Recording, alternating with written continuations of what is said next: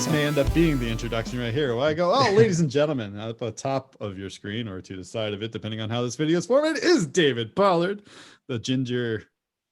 I don't know, dude, you gotta end it there. And also joining us myself, Dave Graham, the other Dave. This is two Daves and one Doc, not to be confused with two. And yes, the Doc part of this equation that makes us all look a lot smarter. Oh wait. Anyway, is Dr. Keogh, Dr. Colin Keogh, who is principally responsible for getting us into this mess to begin with. So I take full blame and responsibility for everything that happens from this point forward regarding the two of you and your academic journeys. Absolutely. If it's successful. Well, and everybody else that we bring along for the ride, because this truly is, I got to choose my cultural idiom here very, very carefully, but whoever we bring along for this journey into academia and whatnot. Anyway, thank you for joining us today. This is two Daves, one Doc, the doctor being Dr. Colin Keogh.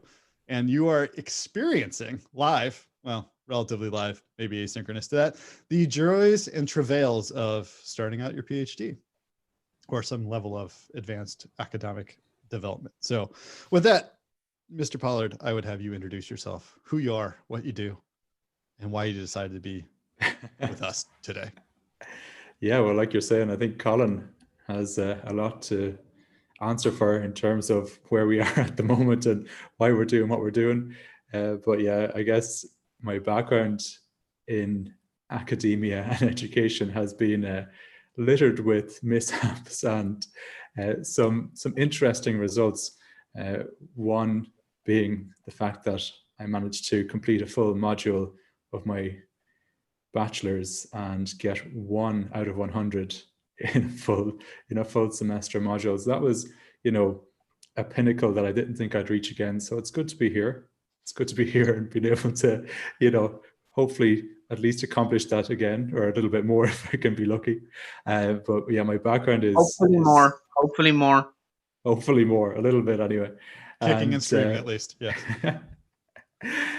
I might even write my second name on it this time around. And yeah, so teaching and learning is the area that I'm working in, as well as working in the area of inclusivity and supporting people with different challenges in education, things like that. So that's been really fun. And of course, myself and Colin work together for my sins as well, which is great. So I'm trying to bring all the worlds together, design, education, and inclusive technologies and that element, and hopefully then wrap it up into what will be, I don't know, what were we saying, Colin, 83,000 words by the end of it. I think that's where I'm hoping to go. So it'll be an interesting journey.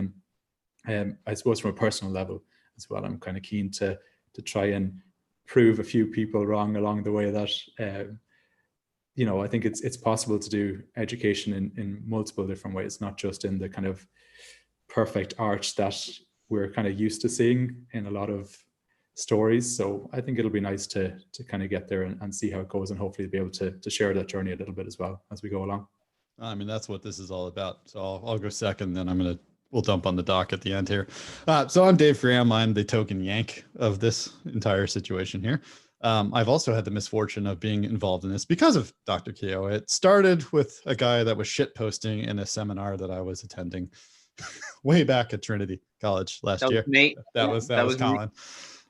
Wondering who is this guy and why is he saying stuff, which led to beers with Mr. Keogh, Dr. Keogh, in the Lombard, if I recall correctly. And actually the journey kind of continued from there, which has been incredible. So I've been blessed for the company, truly. And then a long winding car ride back from Derry and having conversations about why PhDs matter, which they do. And in the grand scheme of things. So the area of my study is in marginalized communities, trust, and emerging technologies. And however that's going to end up looking tends to be buzzword heavy at this point, and I have not changed my question yet, but really kind of looking at aspects of trust and dynamics of trust between technology and communities in general, right? Why do people burn 5G towers? It's really an ostensible question at this point, is you can't trust these companies to do things, but there's a method behind the madness. So I think similarly, I've gone through my bachelor's, I've gone through my master's, both in clinical psychology And it's been fascinating to work with people. And that's really what this is about. I think, even in the context of this conversation, everything that David's focusing on and I'm focusing on and Colin focused on, it's really around people and what we do. And the benefit of even the program that we're all involved in is that idea of inclusivity. It's that idea that what we're doing will transform society at some level, whether it be to a smaller population or a larger population. I think there's just a lot of fundamentals in that. And that's really kind of what got me involved in this. I want to do things for people. And this seems to be an avenue where maybe it lends a little bit more credibility in the grand scheme of things. And maybe it allows me to be exposed to different ways of life, different worldviews, different ideologies that I wouldn't necessarily have considered. I mean, I work in tech. It's very insular, if you will. We like to talk about the things that matter to us, not necessarily what matters to people that are out there. So that's my journey. Dr. Keogh. So point number 1, my name is Colin. Dr. Keogh. No, thank you very much. So that typifies the point. So I am a car mechanic at heart. So that's what I am. So there's very few car mechanics in the world that you will call Dr. anything. But yeah, so like my journey was similar to you two in a kind of strange, convoluted road. I went from the lofty aspirations of not knowing how to read until I was 4 or 5 years old, mainly because I was lazy. Nothing really changed there. And so I had a very kind of tumultuous journey with education as I was growing up. I have vivid memories of a Bart Simpson pencil case full of letters that I despise. It caused years of suffering for me and my poor mother to eventually teach me to read, and then I rewarded her by not reading recreationally, which is brilliant. Thanks, well done. Sorry, mother. But because my father was a car mechanic, I was always exposed to fixing things and repairing things and in that sort of space. So I loved, like most of the kind of stereotypical little boy, loved cars and boats and planes and tractors and anything that moved and had engines and that sort of stuff. So as I was going through school, I always took the path of least resistance. I'd find out what I'd need in a certain exam, and I'd do exactly just that. I liked work to have meaning and impact from a very early age. If I could not see how it was going to be useful in some way, it was a struggle to do. So transferred all through that, did a normal enough leaving cert, nothing special there, and went to UCD in Dublin and studied mechanical engineering. Did my undergrad in mechanical engineering, transitioned, and I never wanted to continue. That was it. After the undergrad, I was like, no more education for me. And then immediately went into a master's and did a master's in renewable energy systems. And that was the end of education again. So I went into academic R&D and was working there on kind of large corporate and European Union research projects. At that stage, mainly in energy.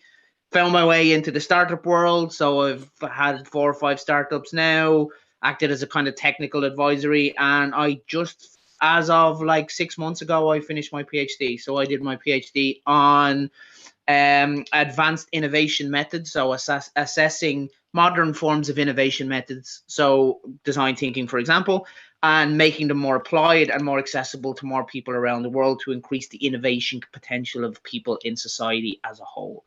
So yeah, very kind of multifaceted, integrating technology, startups, engineering, community, society, and impact-led work. And that has led me to finishing the PhD and has been the root cause of meeting you two lovely gentlemen and all the other trouble that I got into over the years.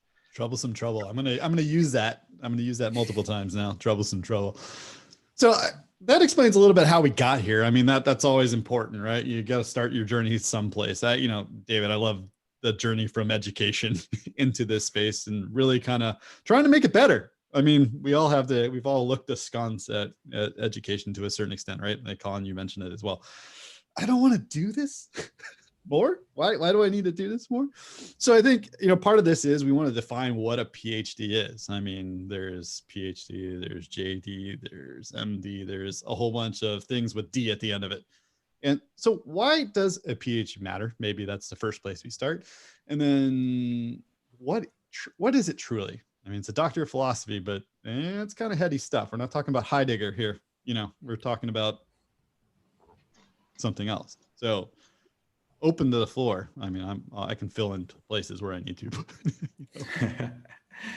Yeah, I don't know. From someone I suppose starting it, that's probably where I can come in and talk about my perspective. And it was something over the last little while. I've been lecturing with the National College of Ireland and with Trinity College and others in different elements at different times. And I think one of the things that I realize is that at a certain point, you know, you can have the experience in corporates, you can have experience in startups, you can have the kind of real world experience, but at a certain point you do hit a ceiling within those elements, especially within universities and those things.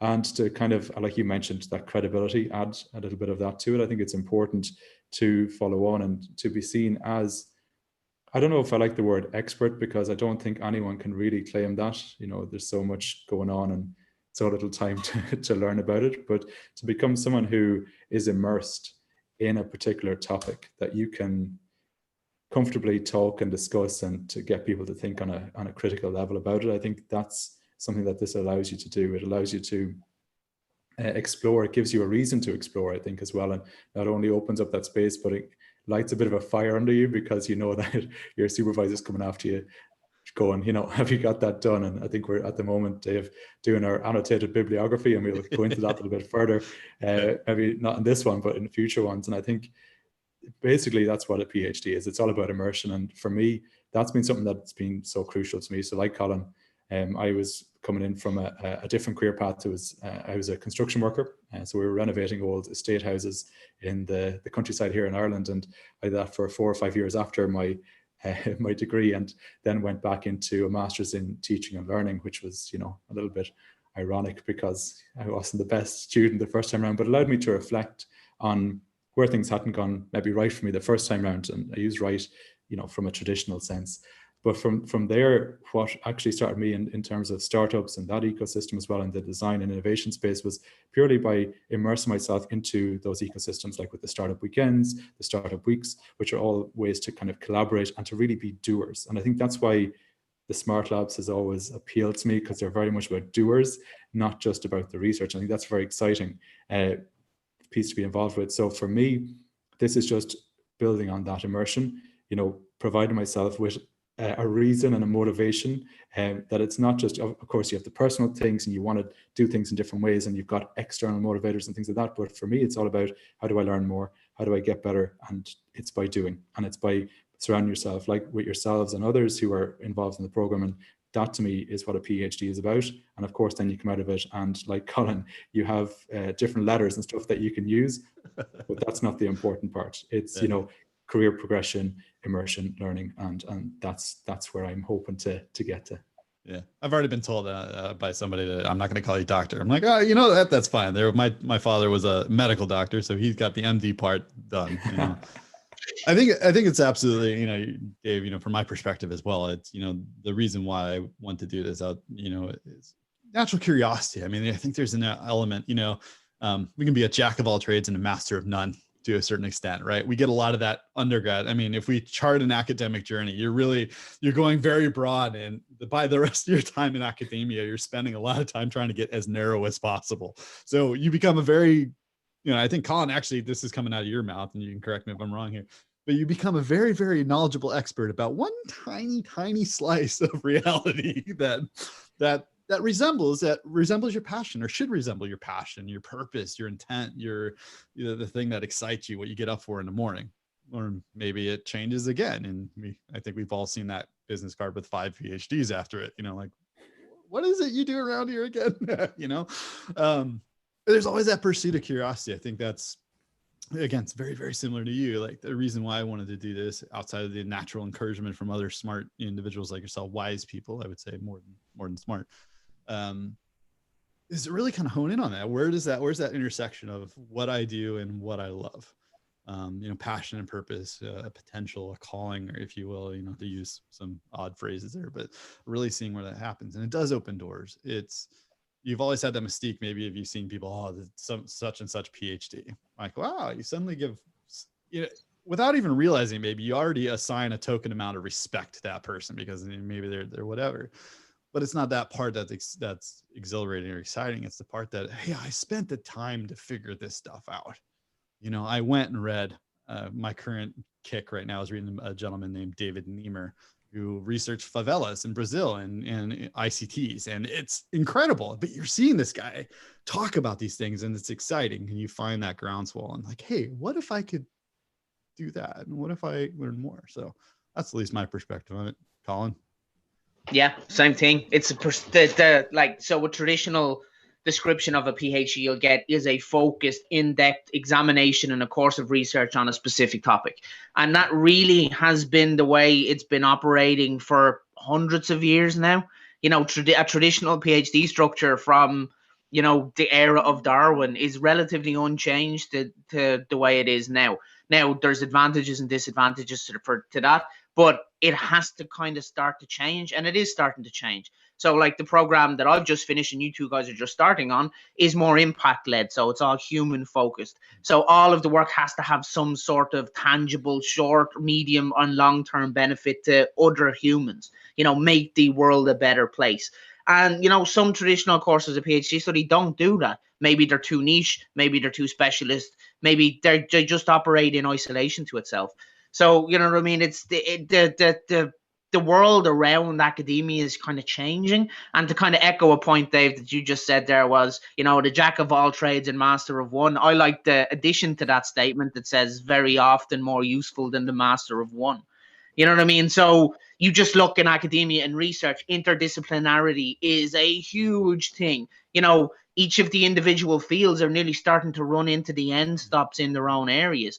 Inspiration has maybe been tapped out. You know, all the traditional approaches have been tried already. So you need to pull inspiration from other fields and other areas. So, you know, that sort of in-depth study is your course of your PhD. But what all of us have done and you're doing and everyone on our program has ever done is focus on the impact and then expand out the course of the research to find a way to provide that impact while meeting all the traditional, like, you know, milestones of a PhD, the publications, the thesis production, the focused kind of academic based research. So it's a little bit of both, you know what I mean? And kind of to echo what you said is the reason I did it in particular is to focus on, you know, broadening out my understanding of the specific field. I wanted to work on innovation and I wanted to study it from an academic perspective. And then under that perspective, I got to include social impact, technology, business, all of these kind of what are large, quite large areas,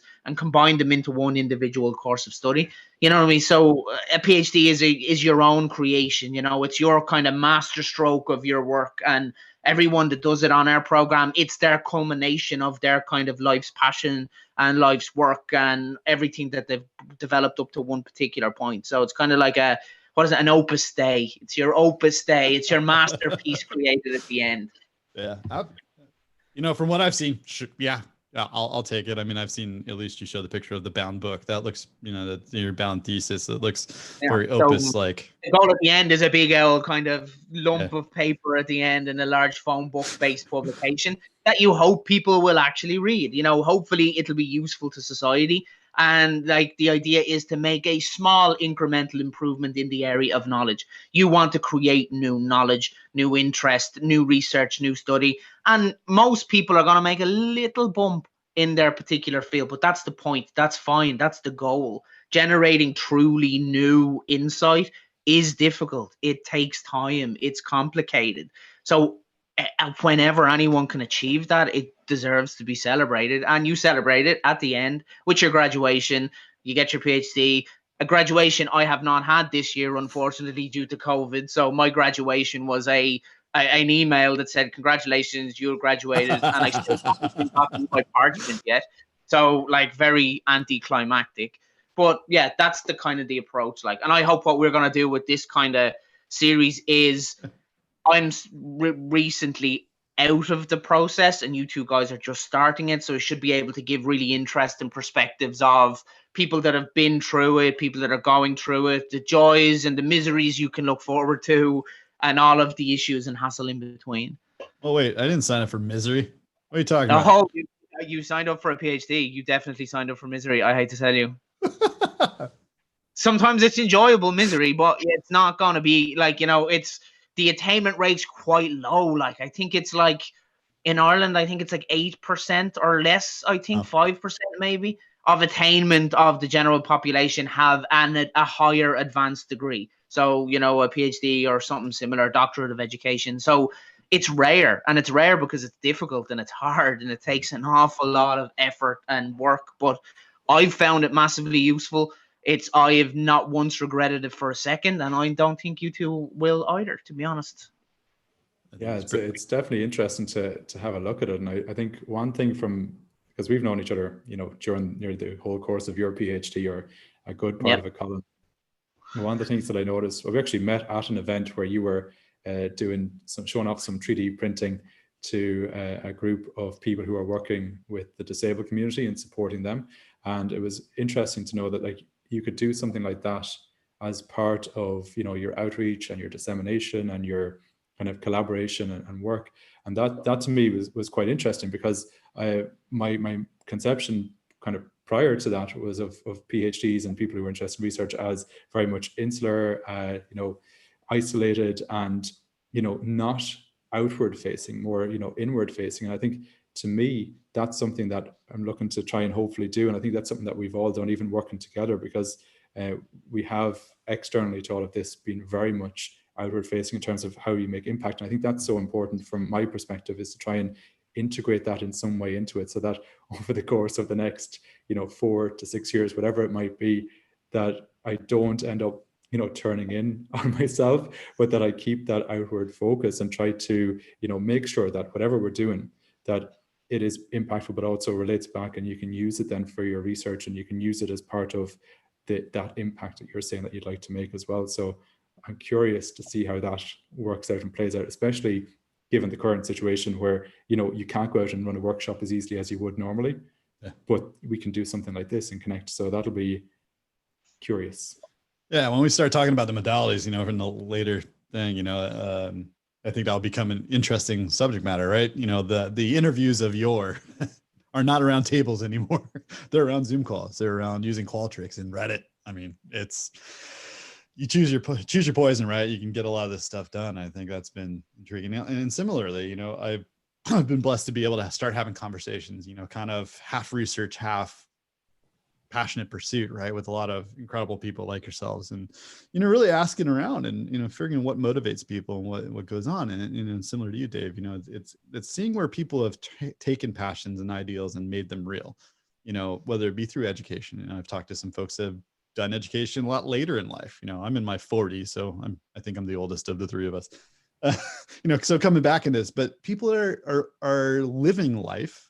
They're experiencing, like you say, they've gone through these stages of life, and they've discovered that maybe those doors need to be opened a different way. You know, there's something that they can do. They can use their worldviews, their experience. And I think that's one of the things about our program, particularly, that was impressed upon us by Dr. Goodman, right? Your experiences carry enough weight to bring that kind of cachet to this program. Everybody that's a member of this comes from an incredibly diverse background.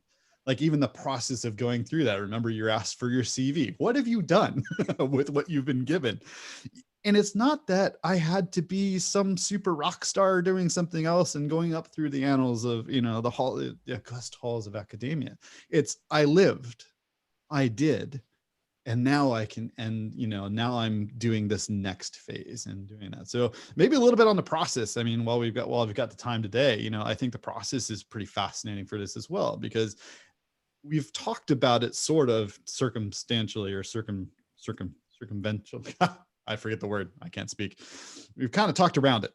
We're going to go with that. But the process of arriving at the decision to pursue a PhD is interesting, right? You know, there's that catalytic moment where we kind of decide, hey, maybe I should do this. Maybe this is a different thing. For me, it was a car ride. Yeah. Truth be told, it was a car ride from Derry. Thank you, Colin. Thank you. And I survived to tell the tale.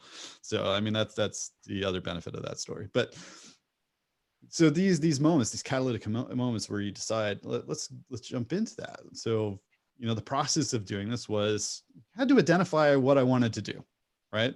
You know, I had this question, didn't have it really well defined, still don't. We'll talk about the question in a bit too. But part of that was also, you know, in this case, it was a referral. It was legitimately, I did this program. This is what I experienced out of that, a testimonial was more telling than not. Now, as an American, I also have the juxtaposition of American-based education systems versus, let's say, more international or more continental or European-based education, right? Which was a huge determining point as well. I have to work. I have children. I have to take care of things, right? And so for me, there's a provision within that says, how do I balance both? How do I have that work-life academic balance, those three things together? So a lot of the process here was testimonial first and understanding of what this is, talking to Dr. Goodman. I think that was an incredible step to recommend for anybody. If you want to get involved in these things, you have to talk to people. You don't make a decision just by reaching into a Scrabble bag and pulling out the first letter at the university that kind of appears and go, I'm going to do that. So that was part of my consideration process. I mean, Dave, you want to fill in some of your consideration for this thing? Because I know there was some debate. Yeah, I think it kind of goes back to, I suppose, going back to education initially, doing first of all the postgrad in learning and teaching, stepping into the classroom myself for the first time at that point. So I was working with young adults with mild to moderate intellectual disabilities and kind of seeing challenges that were there. Then that led to the kind of completing the next year, which rounded off the master's there, and kind of going, okay, will I go on meeting Colin at that point then? And Dr. Goodman was quite interesting because I got to see a lot of people. I met Bo Zhang and others who were doing some really cool stuff within the space of inclusion and technology. And the question was put to me at that point by Colin and by Dr. Goodman around, potentially joining at that stage, which was like 3-4 years ago, I think, at this point, considering doing that within within that space. But then, for me personally, that internal motivation and probably my level of confidence and ability and skills were not at a point where I felt comfortable to go into that space. So, the question was around there, potentially joining at that point, or at least applying to join, seeing if there was something of interest. From that point, then I'd set up a community of educators that were based around design and technology and getting involved, and it grew to about 3,000 people here in Dublin. And then from there, again, question came up around, would I do something around that and research that community that we built up and kind of see what impact that was having. And again, I just didn't feel at the point, I was working with the rehab group at the time. I was working, trying to get my first kind of step into the level of higher education, teaching and learning in those spaces too. But it came to a point then where I actually had a conversation with Dr. Yvonne Emmett in the National College of Ireland, and she sat down and she was, just chatting to me about options and progression and, where to go on if I want to, step a little bit further on in the higher education space. And she mentioned looking at the doctors in the educational space. And, I went down those avenues and had a look in there. And it just wasn't, I suppose, the right fit for me within that space. And maybe that program as well, I didn't suit it. And then from there, I kind of developed, because I built out my application, I built out and kind of really analyzed where I was at. And from there, I was like, okay, actually, I think I'm ready to apply. And Smart Labs, of course, was one that really stood out to me as, like we mentioned, doers, people who were just making an impact. And like I use the word fun in a way that probably at the start of this is very naive, but you can see there is a good community there of people. It is, yeah, I know. But there's an element there of getting very much involved in not just your work, but other people's work, and researching together and sharing those thoughts. And I think that's something that made me go for it. So I have to say that conversation with Dr. Emmett was something that she kind of added that extra push that made me go, okay, I'm going to do it. And of course, it was in the middle of lockdown as well, which meant that I had time that I wasn't commuting. So it's the opposite of a car ride. It was like I was sitting at home, and I think that was important too. Is I actually had a little bit of space for my mind to be able to go and do that. So yeah, that's where it ended up. But it is an interesting process, and it's not easy. I wouldn't say that it's a long process. Like, it's months, if not years, from my case, where I was walking it through and making sure I was ready. And I think that's very important, that, although you have these external influences, you have people who are encouraging you and, suggesting things, that the decision is yours at the end of the day. And I think that's an important thing to really question in yourself. I think you both mentioned a very salient point in there. Is it like a normal, in a traditional process from, it's not uncommon to go from undergrad straight into PhD, or to go from a master's into a PhD. That's not uncommon. That's probably more is not.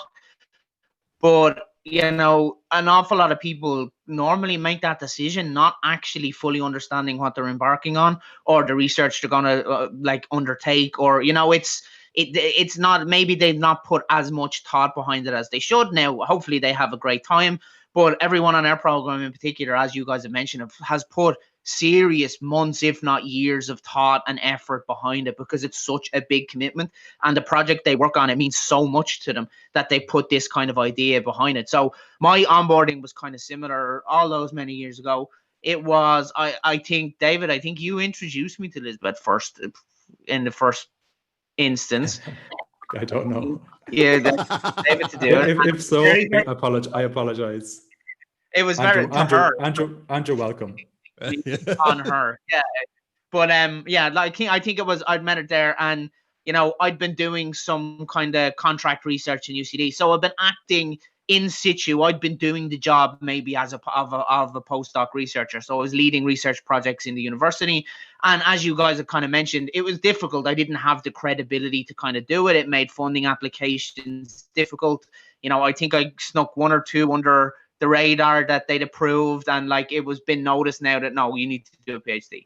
So I considered it, and off the back of some of the impact work that I did with my kind of charity foundation, and based around innovation in the developing world, I was asked to write a funding submission for the Irish Research Council based on innovation and new forms of innovation and disruptive technology and that sort. So I'd love to have done it, but I didn't know if I would have been able to actually do it. So I remember we wrote the funding application, we submitted, and to surprise, it was granted.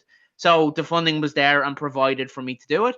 And it was great, now am I going to do it? And it was a hard kind of decision, because at that stage, I wanted something new anyway. It was either a PhD or I was looking at consultancy. So I was talking at that stage to a company, a large technology consulting company, about working for them. And I distinctly remember the thought process and when I decided what to do. So I was walking to the shop around the corner, and I was going to get milk. So I didn't have anything, I didn't have my car, I didn't have anything on me. And I got a phone call from the recruiter to say, oh, here's the job offer. Here's what we're offering. Are you going to take it? And without a second's hesitation, my mind just immediately said, no, sorry, I'm doing a PhD. So at that, it was a kind of culmination point. I consciously didn't decide. It was my subconscious decided for me that that's what I should do. So I did it. And now as fate has it, I finished the PhD, and now I'm talking to that same company about going back working for them again. So, it's cyclical, but that was the kind of the approach. I wanted to dig into innovation more. I wanted to apply the experience and the background I had in research and academia to more impact-led projects using technology and innovation. And yeah, so that's where it brought me, and I loved every minute of it, to be honest. That's incredible. So let's wrap this episode up, and we can extend this into episode 2, because I have a feeling there's some connected bits that we need to talk about in terms of advisors and a little bit more on the process side. So in summary, we talked about passion for purpose, what we're going to be doing, what we are doing, and how this is applying in here. We've gone through our histories, and everybody's history is unique, it's special, it's important to them, and in the halls of academia it's important as well, because that kind of drives you forward and motivates you. We've talked about the what's of a PhD. Why is it different than some of the other things that you can do? And obviously we've surfaced on some of the topics and some of the process, but we want to jump a little bit more into process, but we're going to save that for episode number 2. So with that, I'm going to break it right here, and we will see you next time.